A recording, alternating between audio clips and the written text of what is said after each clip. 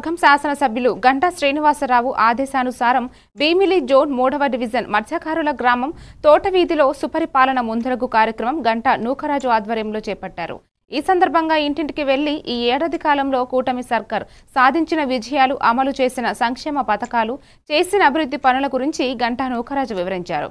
ఈ రాష్ట్రంలో అభివృద్ధి, సంక్షేమం రెండు కళ్లుగా చేసుకుని పాలన సాగిస్తున్న ప్రభుత్వాన్ని ప్రజలు ఆదరిస్తున్నారన్నారు. ఈ కార్యక్రమంలో తెలుగుదేశం పార్టీ సీనియర్ నాయకులు చురకల రమణ, కాసరపు నాగరాజు, సంజీవ్ కుమార్, సత్యరావు, కొక్కిర అప్పన్న,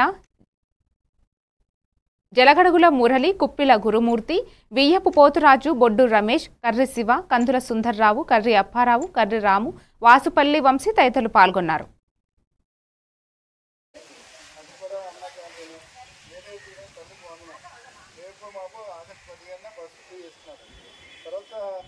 ఏదైతే మనకి చాలా భయంకరమైనది ఏంటంటే ల్యాండ్ టైటిలింగ్ యాక్ట్.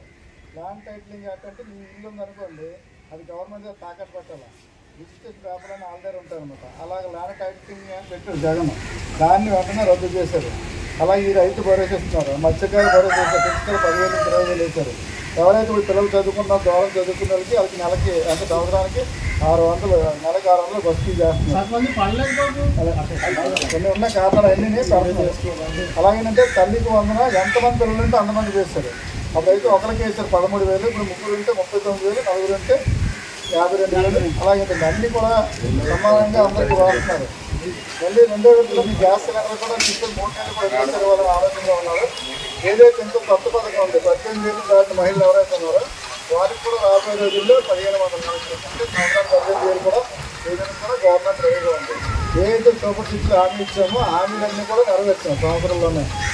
1-2 పథకాలు